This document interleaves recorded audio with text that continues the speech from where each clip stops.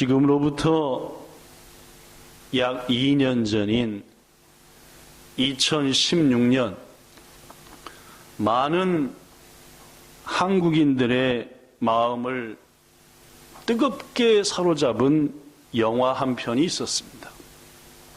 제목은 인천 상륙작전이라는 영화입니다. 1950년, 지금부터 거의 약 70년 전에 있었던 한국 전쟁 당시 메가다 장군을 중심으로 한 연합군의 인천 상륙한 작전을 영화로 만든 영화였습니다. 그런데 서울 북부의 불광동이라고 하는 한 영화관에서 이 영화가 2016년도에 상영되는데 영화가 끝날 때까지 쉴 새 없이 눈물을 흘리며 이 영화를 묵묵히 지켜보는 한 할머니가 계셨습니다. 더구나 할머니는 영화가 끝나고도 한동안이나 자리에서 일어나지를 못했다고 합니다. 한참 후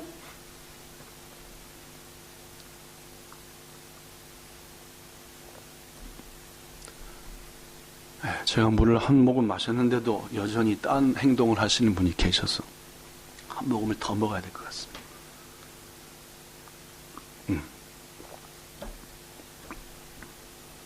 한참 영화가 끝난 다음에 좀처럼 자리에서 일어나지 못했던 할머니가 드디어 영화관 바깥으로 나와서 스태프에게 물었답니다. 혹시 제가 지금 방금 본 영화 이거 비디오로 나왔나요? 하나 살 수 없을까요? 남편의 얼굴이 특히 멀어질 때마다 또 생각날 때마다 이 영화를 보고 싶었어요 라고 말을 걸었다고 합니다. 이 할머니의 이름은 두월순, 2018년 현재 85살의 나이의 할머니. 이 할머니는 실제로 그 영화에 등장했던 실제 존재했던 인물인 고 신동수 씨의 아내였습니다. 그의 남편은 이 영화가 상영되기 3년 전인 2013년에 84살의 나이로 세상을 떠났습니다.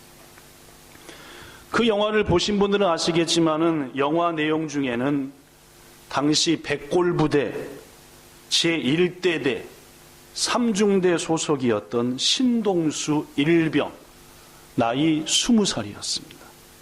와 메가더 장군이 만나는 장면이 나옵니다. 북한이 1950년 6월 25일 날 주일날 새벽 갑작스럽게 남쪽을 향해 침입해 들어왔고 그로부터 4일이 지난 1950년 6월 29일 일본 유엔군 사령부에 있었던 유엔군 사령관 메가다는 급하게 한국을 방문했습니다. 메가다는 가장 먼저 한강의 최후 방어선이었던 지금의 서울 영등포 진지를 방문했다고 합니다. 영등포가 한강의 북쪽입니까? 남쪽입니까? 모르는 분들도 많은 것 같은데 영등포는 저 서울역에서 기차 타고 오면은 용산 지나서 노량진, 영등포 그러니까 한강을 내려 남쪽입니다. 그렇죠? 이 한강 남쪽에 있는 영등포 진지에 메가더 장군이 방문했습니다.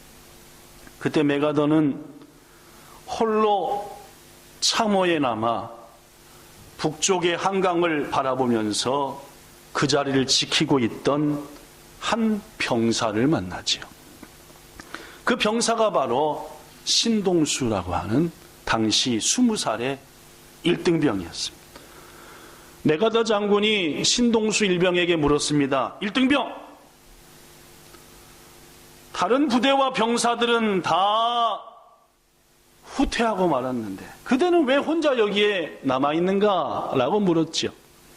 그랬더니 신동수 일병이 이렇게 대답했답니다. 저는 아직 위로부터 철수하라는 명령을 받지를 못했습니다. 상관의 명령이 있기까지 후퇴하지 않는 것이 군인이 가져야 될 사명이라고 믿습니다. 저는 명령이 있기까지 죽어도 여기서 죽고 살아도 여기서 살 것입니다. 라고 말했다 하죠. 영화에도 그런 내용입니다.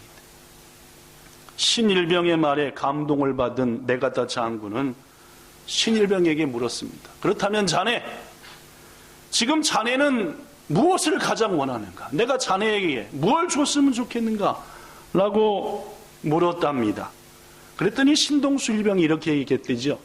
여기 써진 대로 말입니다. 적들을 맞아 마음껏 싸울 수 있도록 충분한 무기와 실탄을 저에게 주십시오 라고 말했다. 훗날 메가다 장군은 고백하기를 신일병의 굳센 의지와 마음을 보고 하나님께서 내 마음속에 저 나라와 저 병사를 지켜야 한다 라는 사명을 주셨다 라고 메가다는 고백합니다. 당시 에치슨이라고 하는 라인을 이미 확보했던 미국 입장, 즉 러시아와 중국과 대치하고 있는 입장에서 일본을 중심으로 한 그 밑으로 미국의 영향권이라는 에치슨 라인을 확보했던 미국 입장에서 한반도는 별로 중요한 지역이 아니었습니다. 더구나 한국을 위해서 미국의 젊은이들과 세계의 젊은이들을 희생시킬 그런 대단한 이유가 없었죠. 그러나 메가다 장군은 즉시 일본에 있는 유엔 사령부로 돌아와 미국의 백악관을 설득합니다. 그리고 마침내 한국에 미국군과 유엔군을 보내죠. 그래서 한국을 3년 동안의 긴 전쟁 속에서 공산권으로부터 지켜냈습니다. 아까 소개했던 두월순 할머니는 살아생전 남편이 매일같이 말하곤 했던 그 장면을 영화를 통해서 볼 때에 너무너무 감격적이었어요. 더구나 영화를 보기 3년 전 세상을 떠난 남편이 선물한 하트 모양의 팔찌를 꼭 쥐고, 더구나 남편이 살아생전에 자두하던 말, 내가 대한민국을 구한 것과 똑같다니까.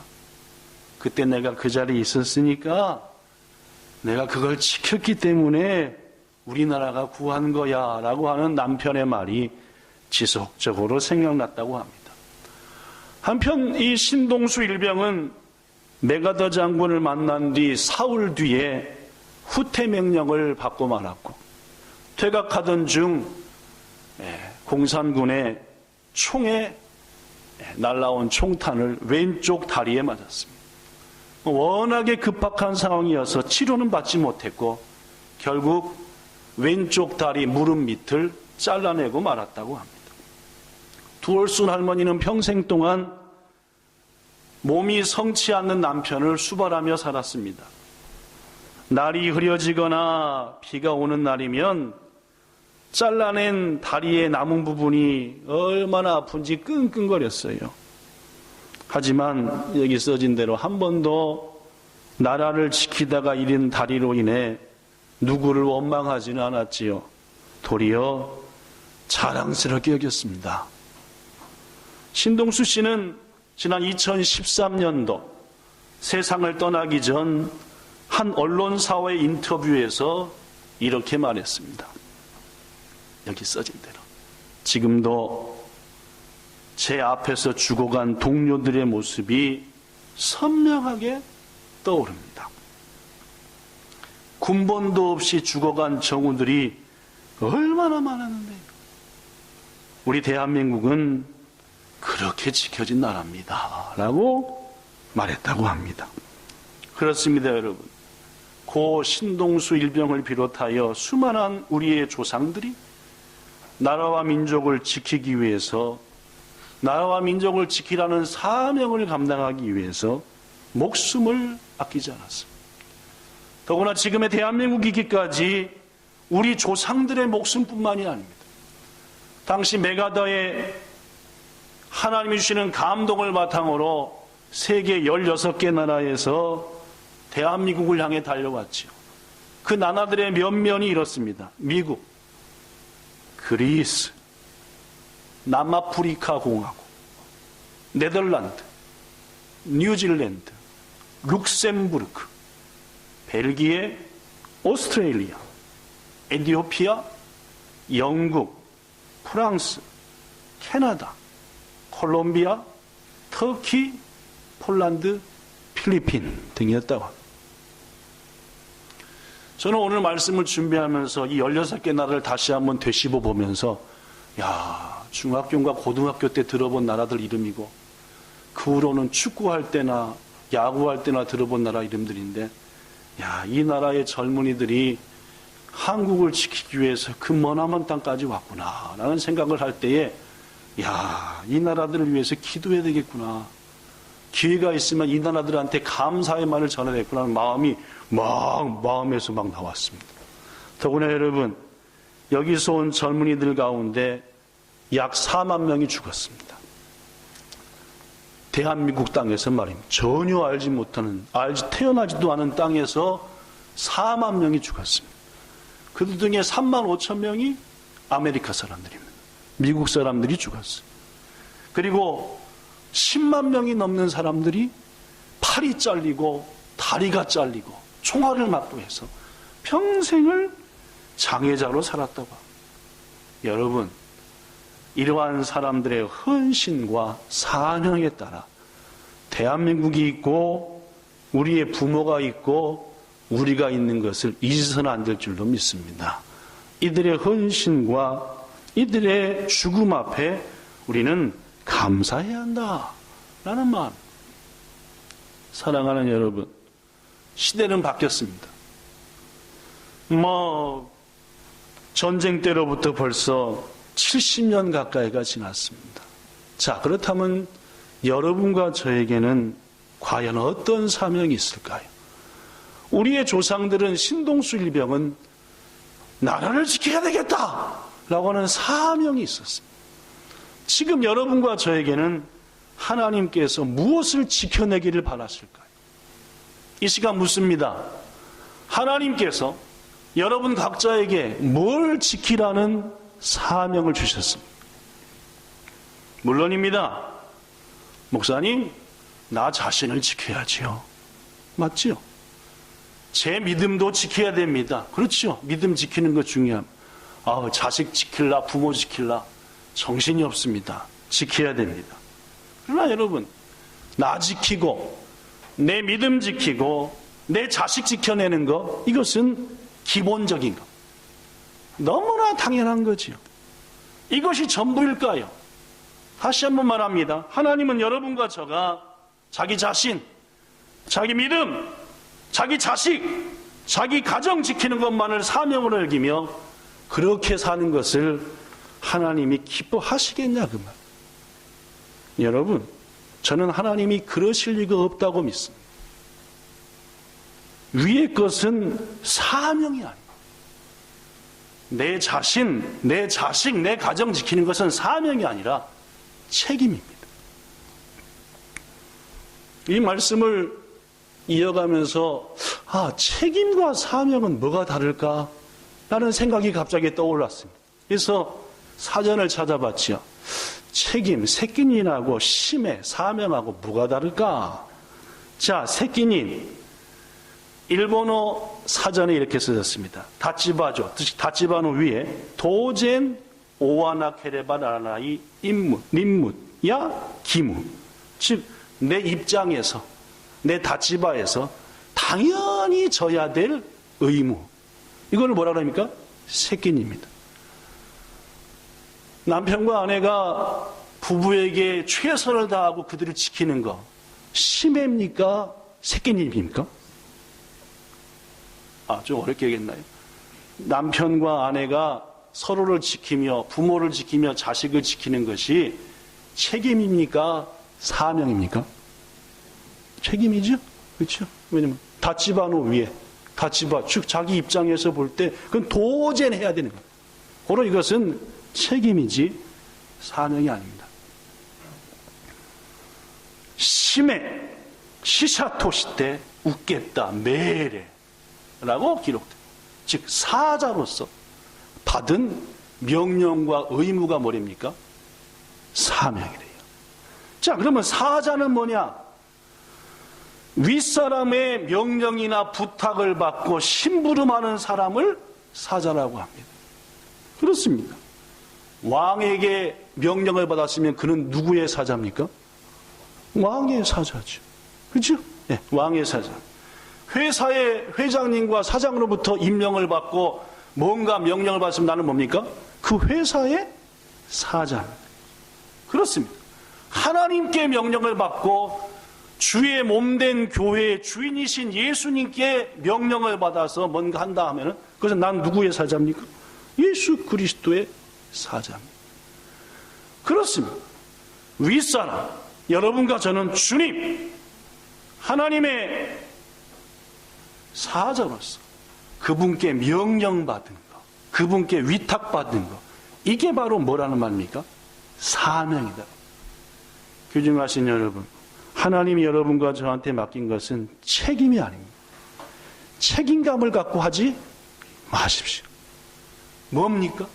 사명입니다. 사명을 갖고 하는 것. 물어보겠습니다. 신동수 일병이 모두 다 물러가는데도 나라를 지키기 위해서 쓴 것은 책임감입니까? 사명감입니까? 이분들이 대답을 못하는 거예요. 이 나라에 태어났으니까 할 수 없이 일을 해야 된다는 겁니까? 위로부터 지키라는 명령을 받았으니까 도망가라 라는 명령을 받기 전까지는 지킨다. 그러니까 사명입니까? 책임입니까? 뭐 볼 것도 없지 않습니까? 그는 사명이었습니다. 사명이기 때문에 그 자리를 지킵니다. 얼마 전에 저는 미국의 백화점 왕인 존 워너메이커에 대해서 소개한 적이 있습니다. 그는 어떤 사람이라 했던가요? 잊어버리셨습니까? 정직한 사람이라고 한 것 같은데. 아유, 워너메이커 얘기를 또 한번 해야 되겠다, 그죠? 예, 정직. 이 워너메이커가 하도 정직하게 사업을 잘하고 하니까 당시 대통령이 워너메이커를 불렀습니다. 워너메이커 씨, 당신의 그 정직성과 탁월한 솜씨로 가장 지금 이 나라에서 골치 아픈 최신부 장관, 그때 좀 문제가 있었던 것 같습니다. 이 우편을 담당하는 장관직을 좀 맡아주셨으면 좋겠습니다. 했습니다. 워너메이커가 알겠습니다. 대통령님이 했을까요? 거절했을까요? 거절했습니다. 이렇게 거절했습니다. 대통령님, 저는 교회학교 교사라는 일을 무엇보다도 소중하게 생각합니다. 누가 주신 뭐니까요? 네, 주께서 주신 뭐니까? 책임입니까? 사명이니까. 나의 주가 되시는 주님께서 교회를 통해 내게 주신 사명이니까 난 이걸 너무너무 소중히 생각합니다. 만약 제가 장관직을 맡아서 제게 맡기신 아이들, 하나님의 자녀들을 바르게 가르치지 못한다면 이것은 제가 사명을 버리는 일이니 정말로 큰일이 아니겠습니까? 이 말을 듣고 보니까 대통령이 어때요? 말 한마디 한마디가 일리가 있잖아요. 이렇게 제안을 했답니다.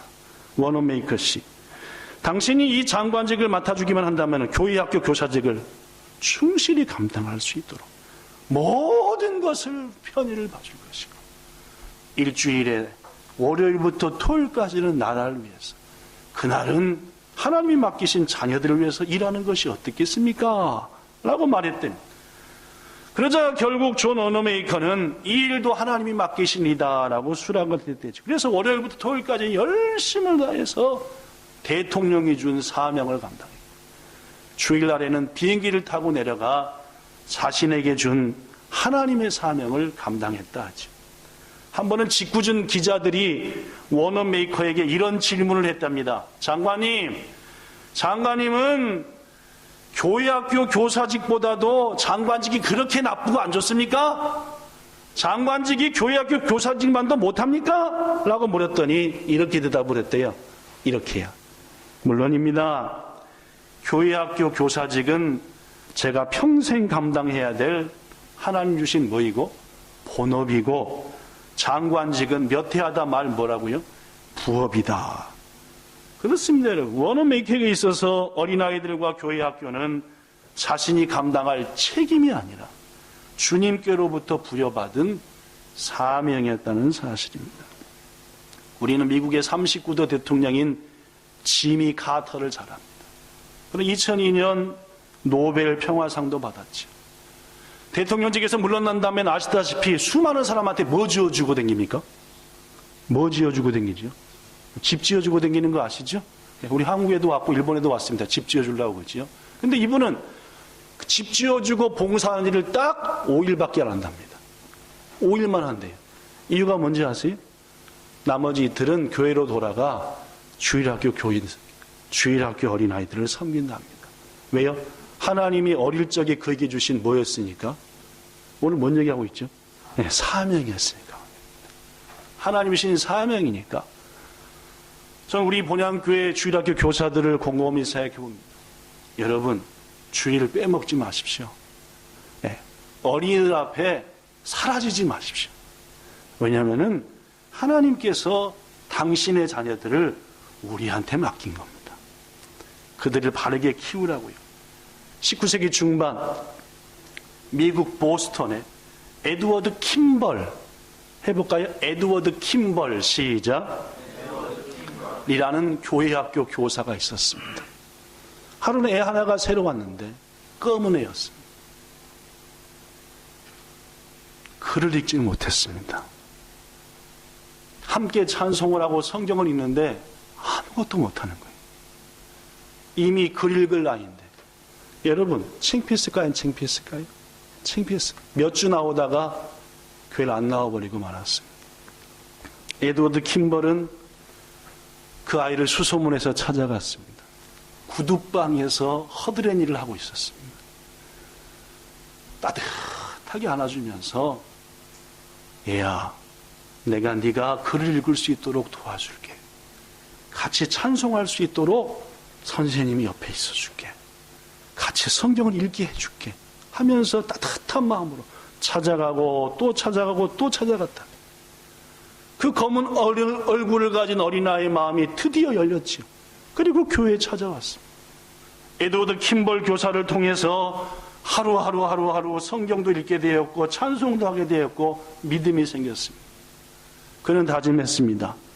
나처럼 예수님을 알지 못하는 사람들에게, 글을 모르는 사람들에게 예수를 전하자. 평생 동안 1억 명을 전도했답니다. 누군지 아십니까? 무디 목사입니다.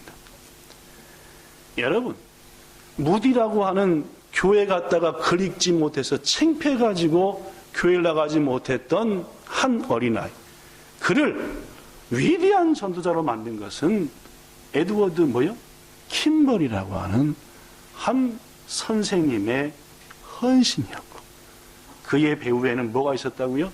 사명이었어요. 하나님이 내게 보내주신 귀한 하나님의 자녀들을 지켜내야 되겠다, 살펴야 되겠다. 이게 제가 가져야 될 마음이고 여기 계신 여러분들이 가져야 될 마음이 아니겠느냐라는 말입니다. 사랑하는 성도 여러분, 여러분에게 다시 묻습니다. 하나님께서 우리를 일본으로 불러오셨고 이 본향교회로 불러다 앉혀놓으셨는데 여러분 어떤 사명을 주셨습니까? 하나님께서 책임이 아닌 사명으로 뭘 주셨냐라는 말. 저는 제 사명은 잘 압니다. 여기 써진 대로 본향교회를 지켜내라. 본향에 보내주신 한 영혼 한 영혼을 반드시 지켜내라. 그리고 지켜낸 그들과 힘을 합쳐 이 땅에 죽어가는 영혼들을 죽음에서 건져내라. 이것이 제가 감당해야 될 심의 사명인 것은 분명히 압니다. 오늘 본문의 내용을 말씀드립니다. 바울은 예수님을 만난 다음에 온 세계를 다니면서 예수를 전하는 일을 감당했죠. 그가 가장 오래 머물렀던 지역 중에 하나가 따라해 보세요. 에베소. 에베소라고 하는 아시아, 지금의 터키에 있는 곳입니다. 지금의 도르코, 터키 지역. 에베소에서 3년간이나 머물렀습니다. 3년이 다 가니까 하나님께서 이 모양 저 모양으로 에베소를 떠나게 하셨습니다. 그 가장 큰 원인 중에 하나가 예루살렘으로부터 들려오는 엄청난 어려운 소식이었어요. 흉년이 들고 먹을 것이 없고 예루살렘이 완전 풍지박. 그로 이 바울은 에베소, 지금의 터키를 떠나 마게도냐, 즉 지금의 유럽을 뺑 돌아서 많은 구제 물자와 구제 헌금을 들고 예루살렘에 가서 어려움에 당한 성도들과 이웃들을 돌보길 원했습니다.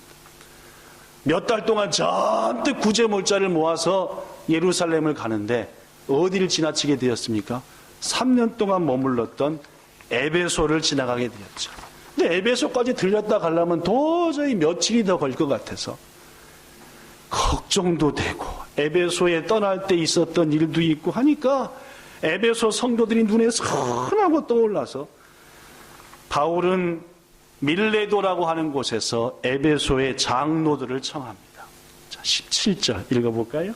자, 성경에 있는 걸 읽어봅시다. 여기는 안 써졌으니까 17절 시작.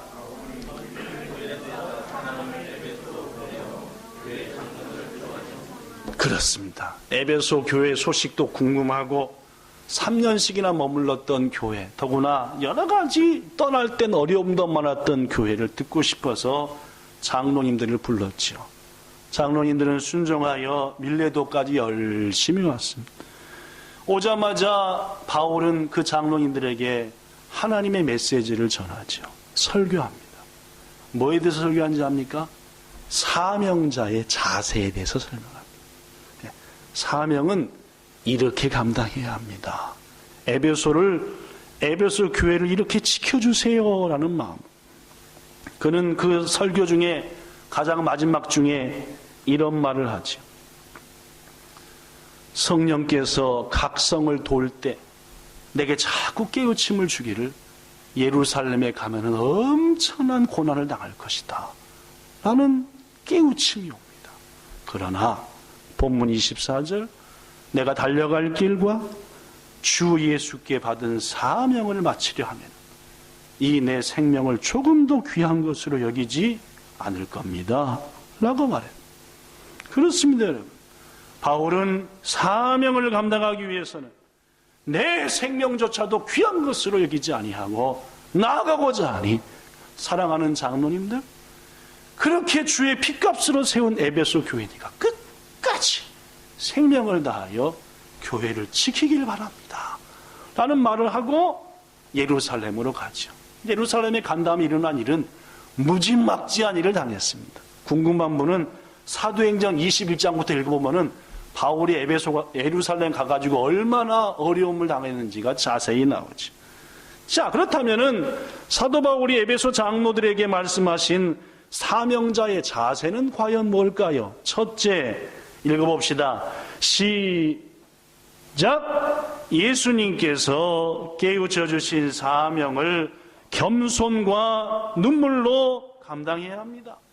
본문 18절과 19절에 장로님들이 오시자마자 사도 바울이 장로한테 말하기를 여러분들, 제가 아시아에, 즉 에베소에 온 첫날부터 지금까지 내가 여러분 가운데서 어떻게 해갔는지를 여러분도 아는 바입니다 하면서 가장 먼저 바울에게 떠오른 생각이 뭡니까? 에베소의 아시아에 있었던 내내 바울에게 있었던 것이 뭐라고요? 눈물이었습니다. 그리고 뭐였습니까? 낮아짐이었죠. 한없이 낮아지고 또 낮아지고 또 낮아져야 뭐가 새로워지더라고요? 교회가 세워지더라고요. 울고 또 울어야만이 뭐가 세워지더래요? 에베소 교회와 성도들이 세워지더래요. 그래서 제가 오늘 이 말씀을 준비하면서 이게 눈물이 훨씬 더 필요하구나. 교회가 세워지고 성도가 세워지고 우리의 주일학교 어린아이들이 세워지고 우리의 팀이 세워지고 우리의 기관이 세워지기 위해서는 뭐가 필요하다고요? 낮아짐과 눈물이 필요하다라는 말입니다. 낮아져야지요. 더 낮아지셔야 됩니다. 더 울어야 되고 더 울어야 됩니다. 그래야 교회가 세워지고 하나님의 사명이 감당되어지는 겁니다. 여러분 묻습니다. 1년 동안 여러분에게 맡겨진 사명을 감당하시기 위해서 얼마나 낮아지셨나요? 눈물을 몇 방울이나 흘리셨나요?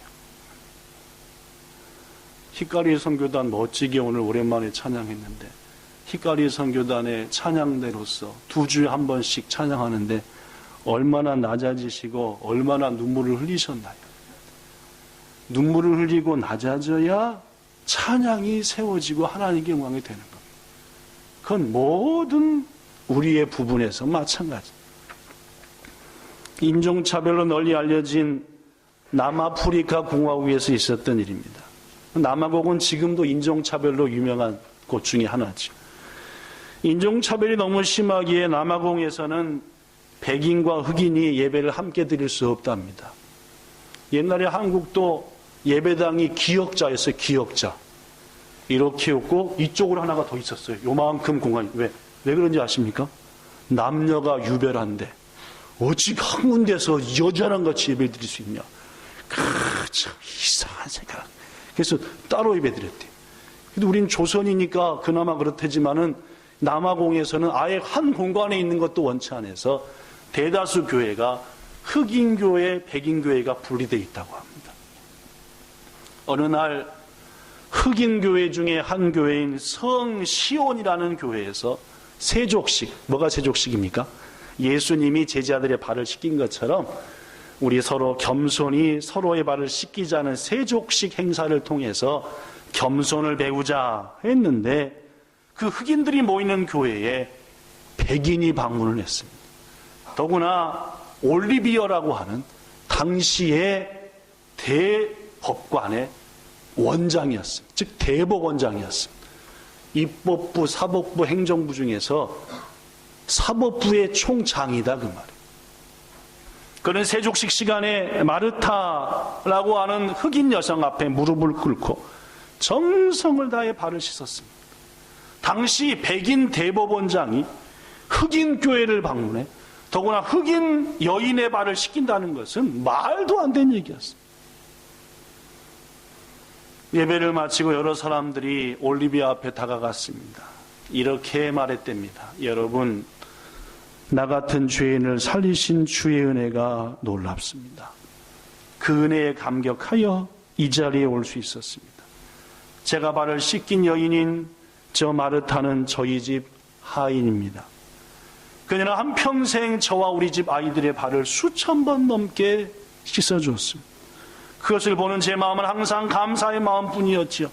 그래서 오늘 저는 우리 아이들과 저의 발을 씻겨준 이 여인의 발을 씻어주는 것이 하나님께서 저에게 원하시는 일인 걸로 믿고 이 자리에서 왔습니다. 그리고 발을 씻겼지요. 여러분, 올리비아는 이 일 때문에 대법원장직에서 파면당하고 말았답니다.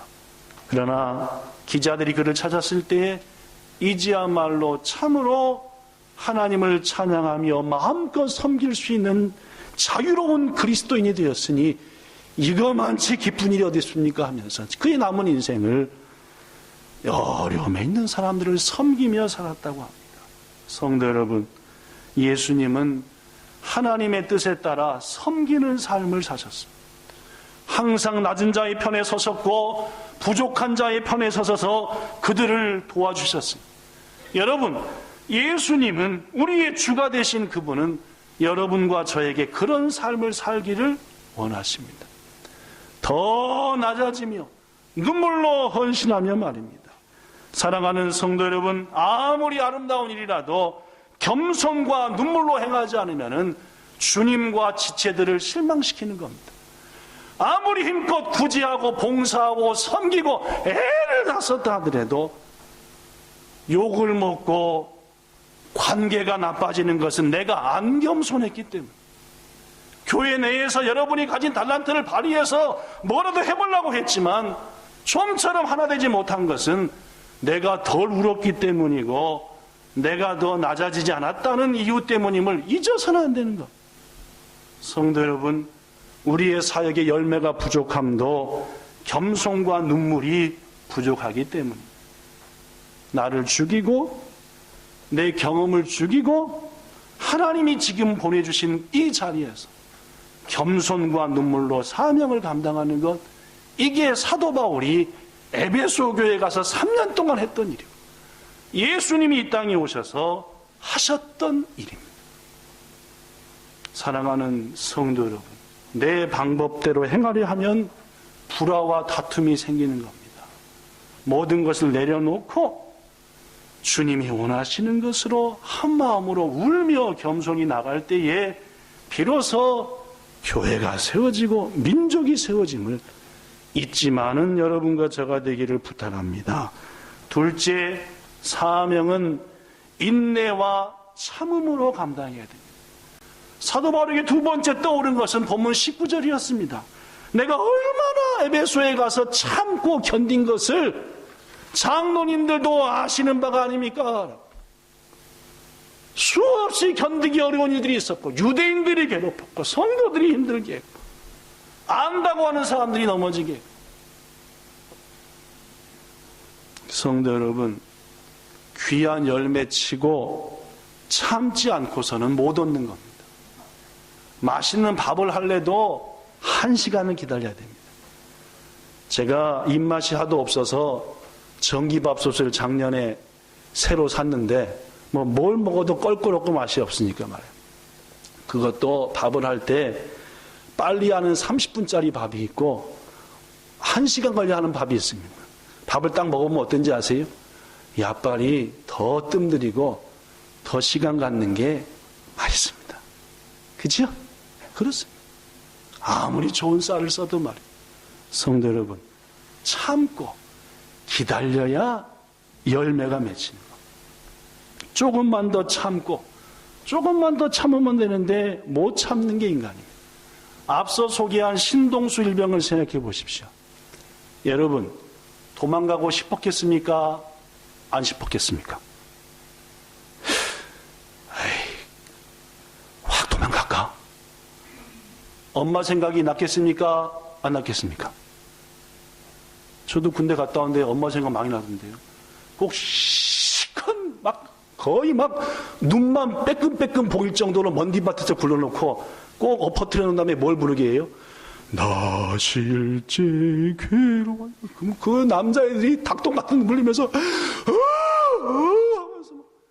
왜 그 대목에서 나 실제 괴로움을 부르라고 하는 거야, 그죠? 그냥 좀 인순이 노래를 부르게 하든지 이선이 노래를 부르게 하려면은 달밝은 밤에 그대는 이렇게 하고 뭔지 모르는구나. 좀 세대가 틀리니까. 예.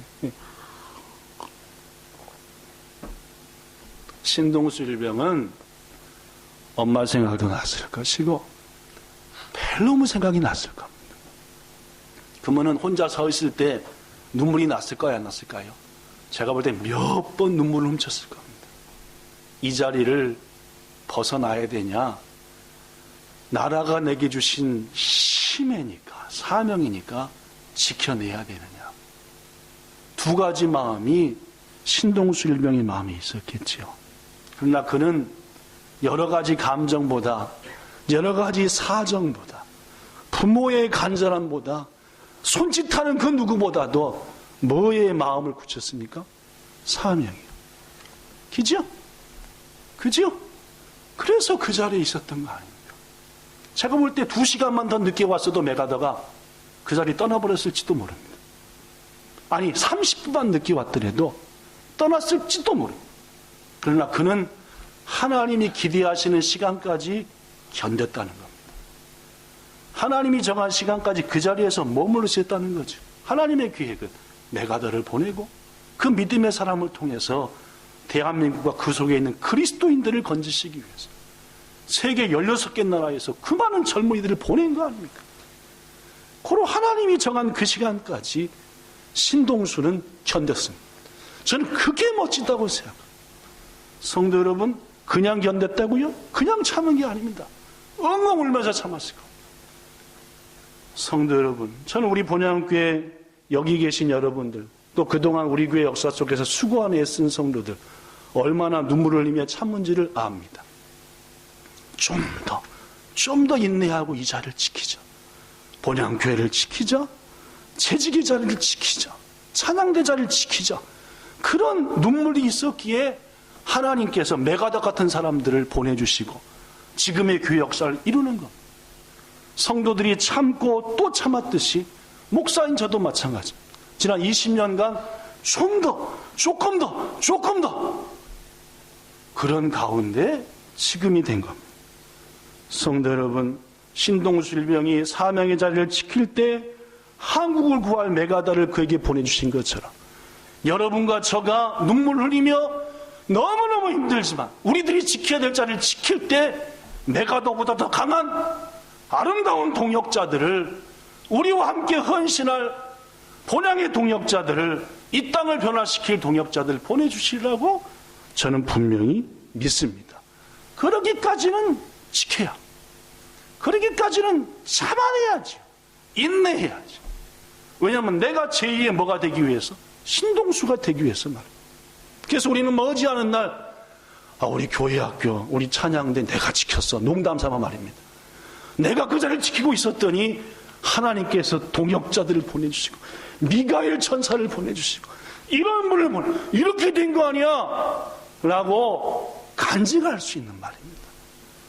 사람한테 자랑이 아니라 가장 사랑하는 가족에게 말할 수 있는 그런 여러분과 저가 돼야 하는 거 아니냐 그 말이에요. 그러기 위해서 우리의 시가 있었던 거죠. 한 조각 심장이 남을 때까지도 지켜내야 합니다. 사명의 자리를 말합니다. 그것이 사도 바울이 에베소의 장로들에게 한 교훈입니다. 지켜냅시다. 끝까지 견뎌냅시다. 그러면 주님이 그때부터 일하실 것입니다. 라고 말합니다. 시간이 다 돼서 세 번째 얘기도 중요한데 못할 것 같습니다. 설교 원고를 가져가시기도 하시고 홈페이지에 올라가니까 그것도 보셔서 마지막은 확인했으면 좋겠습니다. 말씀을 마칩니다. 우리는 하나님께서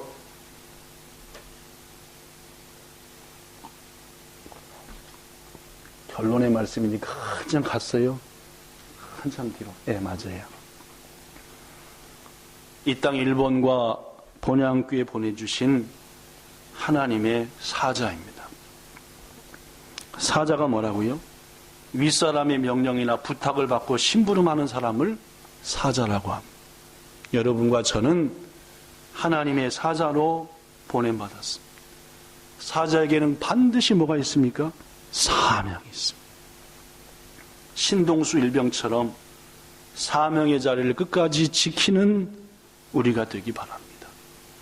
내 의지와 생각 앞에 그 배후에는 악한 사단의 계략이 있으니 휘둘려 댕기지 말고 하나님이 내게 주신 모든 달란트를 동원하여 지키라 한 그 자리를 지켜내는 믿음을 우리들이 가지길 바랍니다. 생명 다해 주님의 핏값으로 세워진 본향교회를 지켜내는 것, 여러분과 저가 감당해야 될 사명입니다. 교회 학교를 지키고자 했었던 존 워너메이커라, 카터라든지 그들이 보여준 본처럼 우리들도 우리의 하나님께서 맡기신 귀한 자녀들을 지켜내야 합니다. 내가 하지 못하는 것, 내가 감당할 수 없는 것, 내가 섬기는 그 사람을 통해서, 내가 끝까지 참고 눈물 흘리며 지켰던 그 사람을 통해서 하나님은 감당케 하시는 거예요. 고로 여러분과 제가 그러한 지킴이가 되기를 축복합니다. 무엇보다도 여러분, 주님이 친히 본향에 보내주신 한 영혼 한 영혼을 힘 모아 지켜냅시다. 그렇게 힘을 길러 지켜낸 그들과 함께 이 땅의 복음화를 위해서 성령의 검을 들고 나아가는 그날을 보게 되는 여러분과 제가 되기를 바랍니다. 사명은 겸손과 눈물로 감당하는 겁니다. 안 낮아지니까 다툼이 있고, 눈물을 흘리지 한 것이 부족하니까 열매가 없는 것. 사명은 인내와 참음으로 감당해야 되는 것. 주님이 오늘도 내일도 우리를 부르십니다. 이렇게 대답합시다. 주님, 내가 여기 있나이다. 나를 보내소서. 무슨 일이든지 맡기소서. 주의 사자로서 사명 감당하기 원합니다. 이러한 고백과 결심이 여러분과 저 앞에 평생 이어지기를, 그리하여 주님 앞에 섰을 때 칭찬받는 여러분과 저가 되기를 우리 주 예수님 이름으로 축복합니다. 기도하겠습니다. 좋으신 하나님, 한 나라가 지켜지는데 하나님께서 쓰신 한 사람이 있었습니다. 그는 20살, 아직 총 다루는 법도 익숙하지 않았던 신동수라 하는 1등병이었습니다. 그는 고민했을 겁니다. 내가 이 자리에 서 있어. 나 혼자 이 자리에 있다고 뭐가 달라지겠는가. 모두 다 도망했는데, 그러나 그는 사명을 잊어버리지 않았습니다. 네 자리를 지키라 하는 그 사명 말입니다. 하나님께서 우리에게 사명을 주시고 이 땅과 교회에 보내셨습니다. 우리가 마땅히 감당할 책임들로 사명을 뒤로 물리지 않게 하시고 주님 주신 사명을 감당하기 위해서 오늘도 눈물을 흘리며 낮아지며 끝까지 인내하며 내 의지가 아닌 성령에 붙들려 그 사명 감당을 원하는 우리들이 되게 하여 주옵소서. 어리석어 자꾸만 세상에 유혹하는 것들이 우리의 마음을 흔듭니다. 네 혼자 뭘 할 수 있어? 너와는 다르잖아. 다른 생각과 생각이 틀리잖아. 등등등등으로 말입니다. 그것은 사단이 준 마음이고 하나님은 그 모든 것이 합력하여 선을 이루시길 원하오니 합력하는 낮아지는 자, 겸손한 자, 그러한 자가 우리가 되게 하여 주시옵소서.